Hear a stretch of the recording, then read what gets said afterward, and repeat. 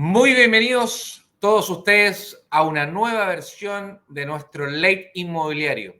Soy Salvador Macluf y te doy la más cordial bienvenida. Siempre tenemos referentes de la industria inmobiliaria a nivel nacional. Y en esta oportunidad quisiera presentar a un gran amigo, a Raúl Cortés, asesor tributario con más de 15 años de experiencia. Fíjense todo lo que ha estudiado. Es contador, es ingeniero en control de gestión, es magíster en dirección financiera y magíster en tributación y CEO de BTI. Raúl Tributario, ¿cómo estás? Muy bienvenido. Hola Salvador, un gusto saludarte, muy bienvenido, muchas gracias por la invitación y saludo a toda tu hermosa comunidad de inmobiliaria, ¿cierto? Para poder conversar hoy día un ratito de temas interesantes. Así es, Raúl. Como ves, somos parte de la comunidad más grande de corredores de propiedades a través de globalbrokers.cl y también de Macluf, abogado de gestión inmobiliaria. Quiero contarte, Raúl, que el dicho, el refrán dice así: hay de dos cosas que uno no puede escapar en el mundo: de la muerte y de los impuestos o del fisco. Y por eso quiero preguntarte derechamente, ¿qué es el IVA? Porque vamos a ver hoy día el IVA inmobiliario. Bueno, el IVA es un impuesto que grava, ¿cierto?, al consumo como marco general, y en el caso del IVA inmobiliario, ¿cierto?, las propiedades se gravan con este impuesto, que es un impuesto de tránsito, un transitorio. Quien paga realmente el IVA es el consumidor final de un bien o un servicio, ¿ya? Todas las personas que están entre medio somos meros intermediarios de una cadena, de la cadena de valor, pero en estricto rigor este es un impuesto que grava el consumo, ¿cierto?, de los bienes y servicios dentro de nuestro país llamado Chile. Efectivamente, como lo ha dicho aquí Raúl Tributario, para que lo sigan en todas sus redes sociales, el IVA es un impuesto directo que paga el consumidor final. En ese sentido, quiero preguntarte, para quienes nos están viendo el día de hoy, el IVA inmobiliario, ¿quién debe pagar el IVA? Porque fíjate que si bien existió una presunción de habitualidad, entre ellas la que si compraba hoy día un bien inmueble y lo vendía dentro de un año, tenía que pagar IVA. Pero esa presunción de habitualidad fue derogada. Entonces quiero preguntarte, ¿en qué casos un vendedor debe pagar este impuesto al valor agregado? Bueno, yo creo que tú le diste en el clavo, Salvador, a nivel de concepto. En este caso, la ley define vendedor como una persona que se dedica de forma habitual al desarrollo de estas gestiones, ¿ya? Entonces, dentro del concepto de quién es el sujeto obligado a pagar el impuesto al valor agregado, es aquella persona que habitualmente se dedica, ¿cierto?, a hacer estas operaciones de compra y de venta, ¿cierto?, de propiedades inmobiliarias, ¿ya? Efectivamente, el concepto de habitualidad en una de las últimas reformas tributarias, hablando desde el punto de vista de la renta, ojo, el ex artículo 18 de la ley de impuesto a la renta se derogó y hoy día, ¿cierto?, el concepto de habitualidad solamente lo encontramos en la ley de impuesto al IVA, en donde, como te digo, en realidad, ¿cierto?, se entiende una persona habitual cuando desarrolla, ¿cierto?, constantemente esta actividad. Entonces, aquí tenemos que hacer siempre varias separaciones. Todo lo que es el mundo inmobiliario está afecto a IVA desde el año 2016 en adelante, producto, ¿cierto?, de el cambio de la reforma del gobierno, ¿cierto?, de la presidenta de Michelle Bachelet. Del 2016 en adelante se grava, ¿cierto?, con IVA todas las actividades de venta de propiedades, ¿ya? Especialmente, ¿cierto?, las propiedades nuevas. Desde ahí en adelante tenemos, ¿cierto?, este gravamen, Salvador. Efectivamente, y acá hay que señalar de que es el Servicio de Impuestos Internos quien tiene la potestad legal y reglamentaria para supervisar, para fiscalizar todo lo que son los tributos dentro del territorio nacional. Por eso se llama Servicio de Impuestos Internos. Y bajo esa perspectiva, el servicio podría llegar a recalificar Recuerde, usted cuando va a firmar una escritura pública de compraventa de un inmueble, hay una cláusula que se debe agregar en donde usted, bajo juramento, declara que usted no es vendedor habitual.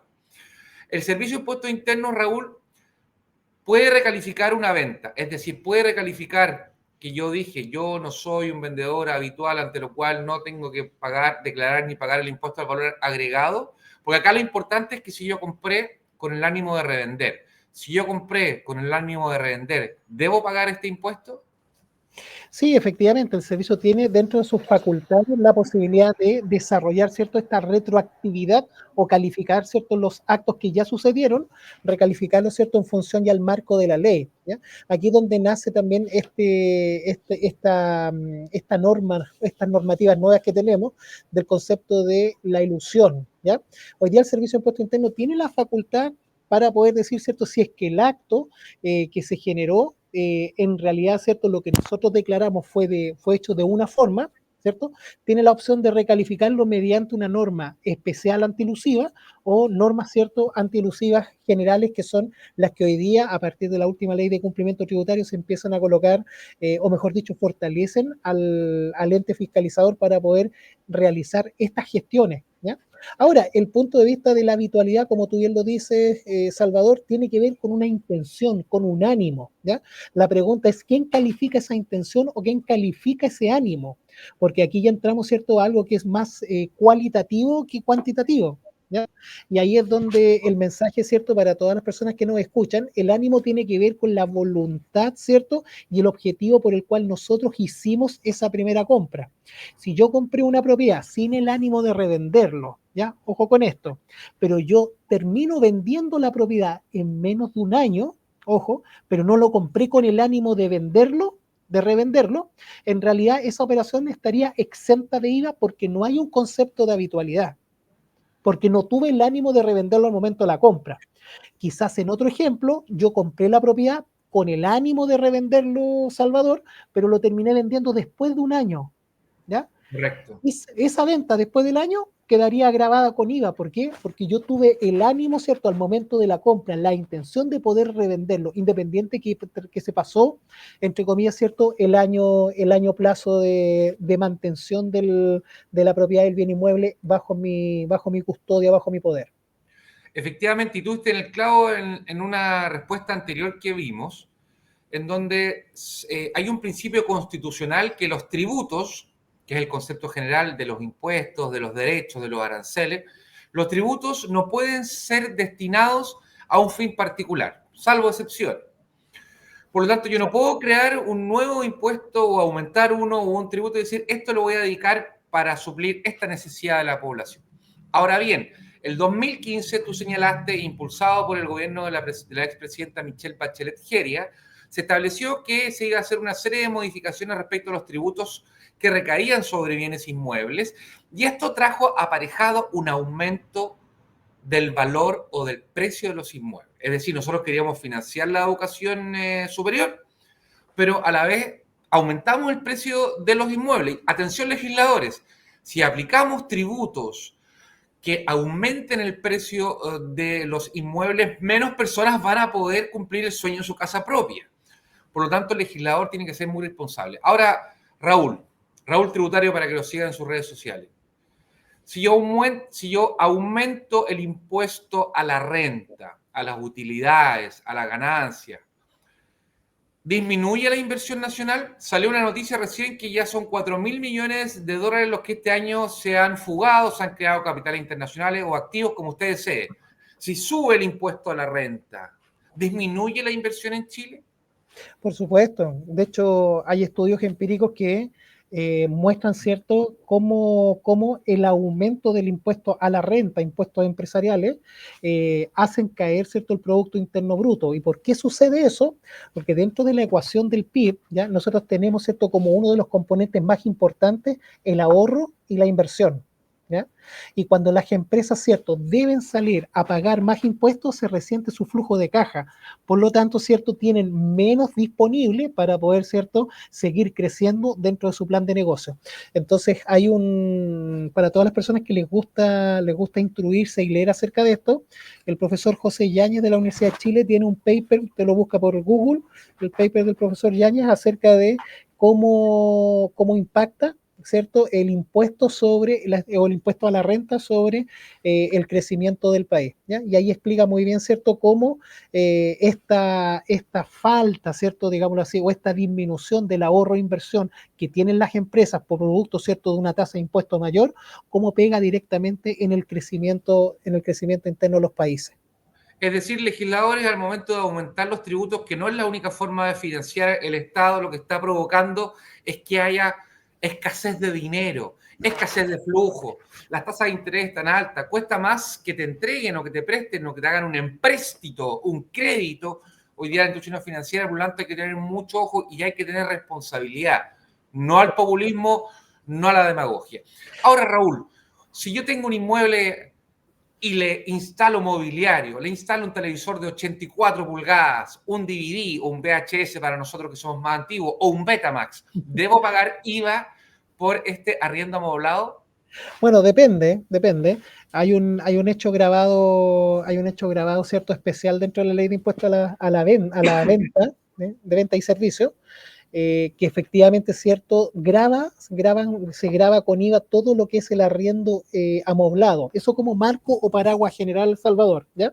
Entonces, si yo soy una persona natural, veámoslo así, que en realidad yo no soy una persona que está dentro de la cadena de valor del IVA, pero desarrollo el arriendo porque tengo una propiedad, ¿cierto? Tengo una propiedad por ahí que compré de inversión, la tomo, ¿cierto? Y la arriendo a través de Airbnb. Voy a colocarte el típico ejemplo, ¿ya?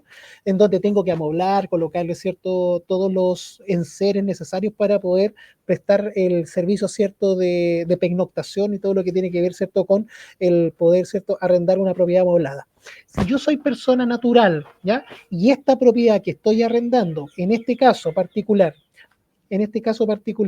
doy en arrendamiento esa propiedad, efectivamente yo quedaría grabado con IVA, salvo que, ya que es donde viene el salvo que, la propiedad que estoy arrendando tuviese una calificación de DFL2, que sea una propiedad, ¿cierto?, económica y que corresponda a mis dos primeras unidades. En ese caso, quedo exento de IVA. Si no ese es mi caso, la operación va a quedar afecta a IVA y yo como persona natural voy a tener, ¿cierto?, que descontarle al valor del arriendo el IVA y pagarlo en arcas fiscales como persona natural. Si soy empresa, la afectación, ¿cierto?, parte desde el punto de vista de la calificación del giro de negocio que estoy desarrollando. Si es renta amoblada, voy a pagar IVA desde la primera propiedad en adelante, si es que soy empresa. Si soy persona natural, de la tercera propiedad en adelante, por las dos primeras de FL2 quedaría exento. Asesores siempre por expertos. Al momento de realizar una compra y venta o arrendamiento o permuta o compra de un local comercial, tiene que tener un abogado inmobiliario, un contador, un tributarista, porque hay que aprender a vivir y trabajar con los impuestos. No hay que tenerle temor como Halloween al monstruo del Servicio de Impuesto Interno, si hay que aprender a trabajar con los tributos. Ahora, Raúl, te vamos a sacar el jugo. Te voy a preguntar ahora, esta nueva ley de cumplimiento tributario denominada como de las 50 transferencias. Lo que quiere el Estado, ¿cierto?, es una ley ante elusión, que no eludamos el cumplimiento de la obligación tributaria.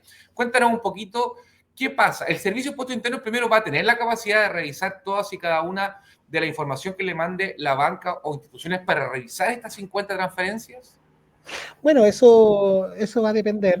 Tú sabes bien, ¿cierto, Salvador?, que todo lo que es el organismo fiscalizador y también, ¿cierto?, los organismos públicos se paran sobre un principio que se llama la economía procesal, ¿ya? En donde, de una u otra manera, ¿cierto?, si los sujetos, ¿cierto?, que se deben revisar, se entiende bajo algún mecanismo de análisis que la recaudación no va a ser comparativamente mayor, ¿cierto?, que el uso de los recursos fiscales para poder controlar, quizás en esos casos, ¿cierto? El foco del Servicio de Impuesto Interno va a estar dentro de las personas que potencialmente sean las que más contribuyan, ¿cierto? De esta forma obligatoria al fisco, dejando, ¿cierto? Quizás las personas de menores movimientos con algún plan, ¿cierto? Más selectivo de a quién fiscalizamos o no. Pero dentro del concepto de economía procesal, lo que se busca es que el control no sea más caro que la recaudación, eso como base general. Y segundo, ¿cierto? Efectivamente, esta ley de cumplimiento tributario lo que trae directamente es el fortalecimiento de la institución, no solamente con el tema de las 50 transferencias, sino también con otros temas más profundos, ¿cierto? Como es la nueva gobernanza del Servicio de Impuesto Interno, los comités de consultores, el poder entrar, ¿cierto?, a procesos administrativos mucho más rápidos que los que antiguamente se veían.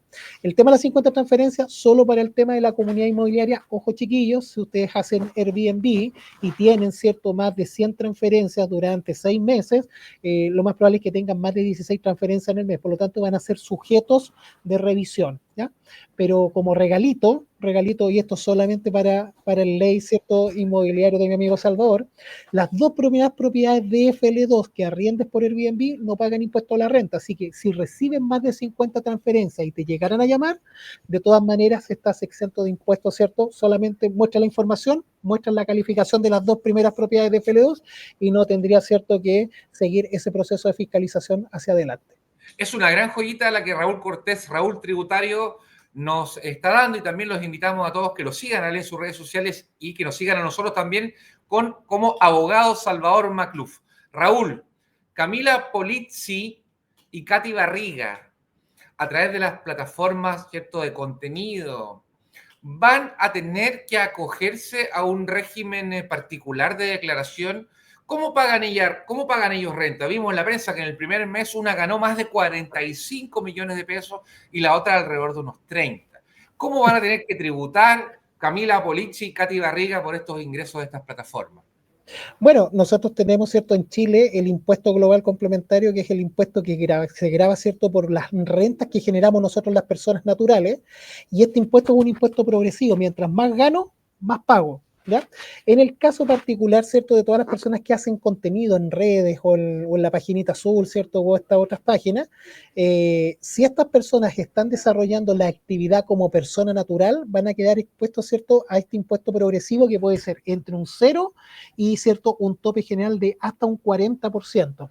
Por lo tanto, si Camila Polizzi, ¿cierto?, o Katy Barriga siguen ganando platita, ¿cierto?, el fisco no, y esto es una máxima, después te voy a hacer un punto ahí, pero para el fisco, ¿cierto?, esas platitas deberían pagar impuestos, ¿cierto?, personales. ¿Por qué? Porque es la persona quien está haciendo la explotación de ese negocio. ¿Ya? Entonces, para efectos de fiscalización, el servicio le va a decir, bueno, usted ganó, ejemplo, 45 millones, lo hizo durante 10 meses, ganó 450 millones de pesos, bueno, 200 millones de pesos es la contribución que usted tiene que hacer al fisco y el diferencial es suyo. ¿Ya?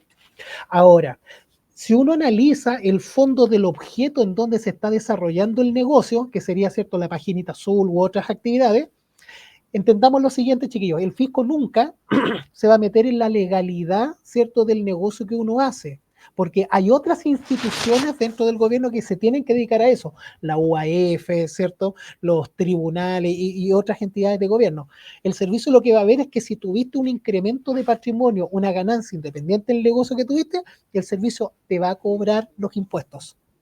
Entonces, independiente de la actividad, y ahí es donde siempre tocamos, ¿cierto?, en clases, tocamos el caso de Al Capone. Al Capone no entró, ¿cierto? No entró a la A la cárcel, cárcel. sí, no entró a la cárcel por las actividades ilícitas que estaba desarrollando o que desarrollaba, sino Inmorales, netamente señor, como el o tráfico de inmorales alcohol. de esos años, que hoy día es totalmente permitido. Pero ahí donde está el punto. Él entra a la cárcel no por el giro negocio que está desarrollando, sino por el crecimiento patrimonial que tuvo y que nunca, ¿cierto?, pagó los impuestos por ese crecimiento de patrimonio. Así que ojo con todos los generadores de contenido, influencer, finfluencer y todos, ¿cierto?, los parecidos que hacen contenido y ganan platita. Efectivamente, Raúl, aprovechándote y estrujándote, como dijimos, muy cortito. Hay que señalar que el artículo 97 del Código Tributario establece una serie de delitos tributarios. Por ejemplo, si no otorgamos instrumentos tributarios tales como boletas afectas a IVA, facturas afectas o exentas a este impuesto u otros, podemos tener diferentes sanciones. ¿Qué es lo peor que me puede pasar, Raúl, si yo no declaro y pago mis impuestos? Bueno, que el Servicio de Impuestos Internos lo haga por ti y te haga cumplir tu obligación tributaria de forma forzosa. ¿Hasta cuánto, Ese, hasta qué monto llegan las multas? Atención, por favor, pero esto es para estremecerse. ¿Hasta qué porcentaje del impuesto llegan estas multas? bueno, depende de la infracción. Aquí el artículo 97 tiene desde el numeral 1 hasta el numeral 10, en donde cada uno, ¿cierto?, toca distintos tipos de multa, pero más o menos en dónde se sitúan, pueden ser, ¿cierto?, recargos entre el 100 hasta el 300% del monto defraudado. Entonces, el monto, ¿cierto? Ejemplo, si ustedes entran por un artículo, no sé, un 97.4, que ya entramos a delitos tributarios y eso, ¿cierto?, nos abre la puerta directamente más a un tema penal. La reposición, ¿cierto?, del fraude administrativo puede llegar a ser hasta un 300%. Entonces, puede salir muy, muy cara el no declarar, ¿cierto?, y hacerse tonto con los impuestos. Efectivamente, Raúl, así es la televisión. Una reflexión final para los inversionistas, rentistas, arrendatarios, corredores de propiedades, miembros de nuestra comunidad de globalbrokers.cl y de cursosinmobiliarios.cl. ¿Cuál darías tú la reflexión final respecto al cumplimiento de la legislación tributaria? Mira, te la planteo en dos temas. Primero, un día entrevistaron a un gran jurista estadounidense, se llama Oliver Wendell Holmes, y le preguntaron qué opinaba acerca de los impuestos. Parece que él estaba recién iniciando su carrera de trabajo como jurista, que en la Corte Suprema, ¿cierto?, llegó a ser una persona bastante importante, y él respondió así: yo amo los impuestos porque porque ellos me dan civilización. ¿Ya? Parece que a este mismo caballero le hicieron la pregunta un par de años después o varios años después, y él respondió así: yo odio los impuestos, pero me encanta la civilización que me dan. ¿Cuál es la reflexión, amigo mío?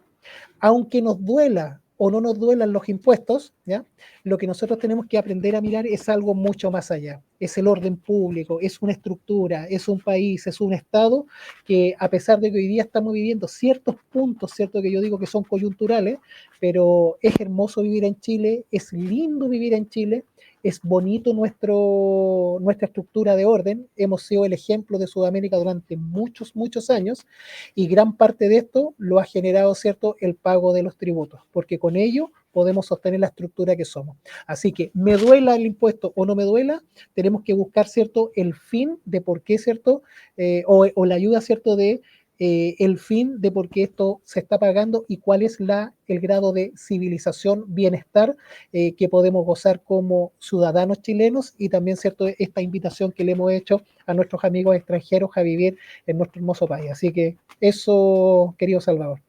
Muchas gracias, Raúl Cortés. Sígalos, por favor, en todas sus redes sociales como Raúl Tributario. Para mí es un placer haberte tenido acá en el Late Inmobiliario. Y te cuento, Raúl, que nosotros en Macluf Abogados y Gestión Inmobiliaria intermediamos. Si tú tienes algún tipo de necesidad inmobiliaria a nivel nacional, puedes escribirnos a propiedades@macluf.cl.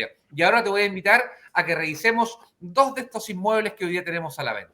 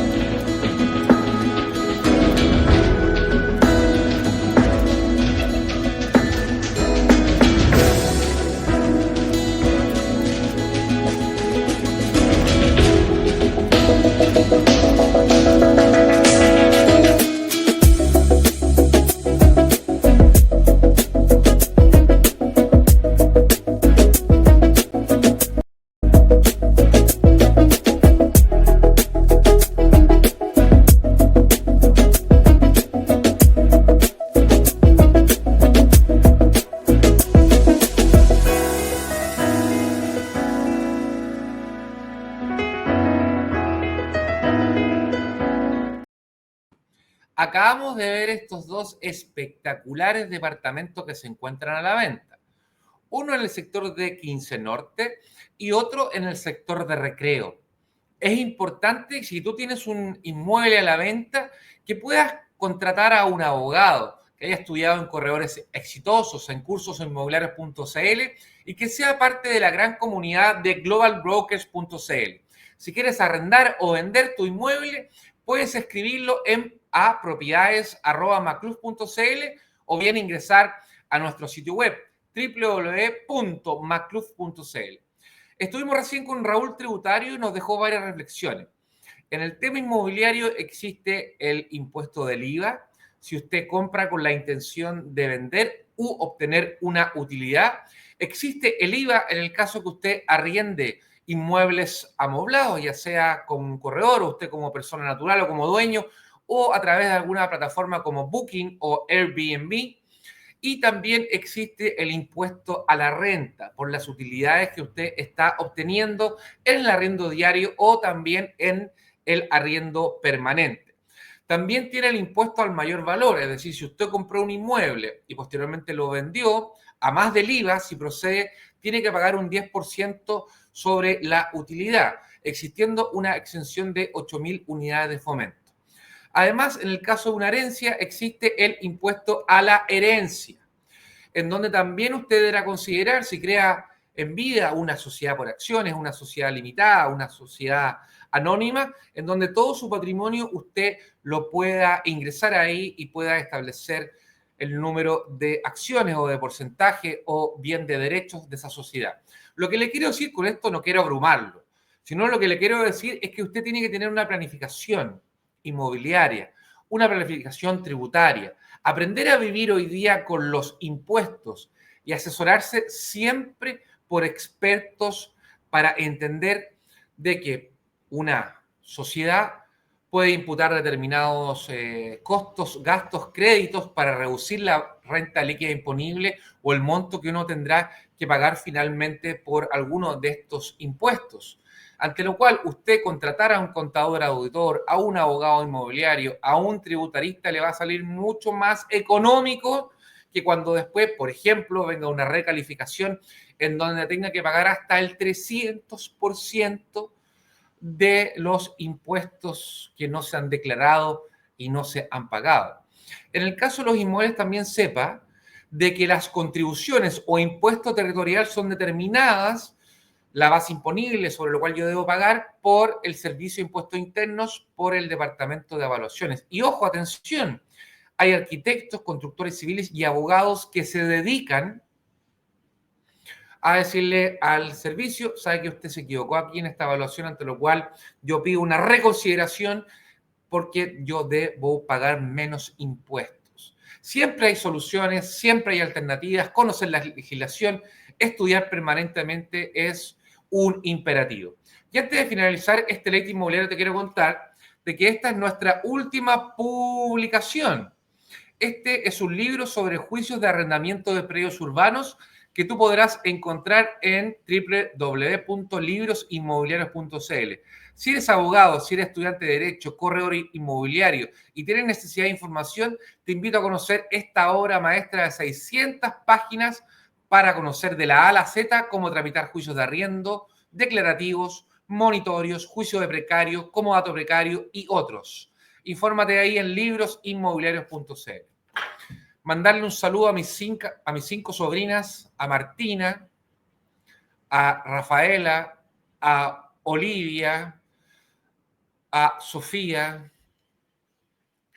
a mis 5 queridas sobrinas, la última también hija de mi hermano José, y entender de que hay que cuidar la niñez, hay que cuidar, siempre tenemos que estar presentes como padres, como tíos, con Eloísa y con todos, porque los adultos somos responsables de crear un mundo mejor. Y piensen, todo el mundo piensa en cambiar el mundo, pero nadie piensa cambiarse a sí mismo, como lo dijo León Tolstoy. Por lo tanto, en nuestra niñez, en los primeros años, que tengan tanto la figura materna como la figura paterna, como la capacidad de poder ir creciendo en conjunto con todo lo bueno y malo de los seres humanos es muy importante. Hecha esta reflexión, los invito siempre a seguir aquí en Quinta Edición. Agradecemos a su directora, a don Rodrigo Oliver, esta posibilidad y a todo el equipo técnico de Quinta Edición para que puedan estar a la vanguardia del conocimiento. Para mí es un placer. Soy Salvador Macluf, abogado inmobiliario. Gracias a nuestro comité ejecutivo, a Yamil Abuelías y a todos ustedes por seguirnos. Nos vemos muy pronto.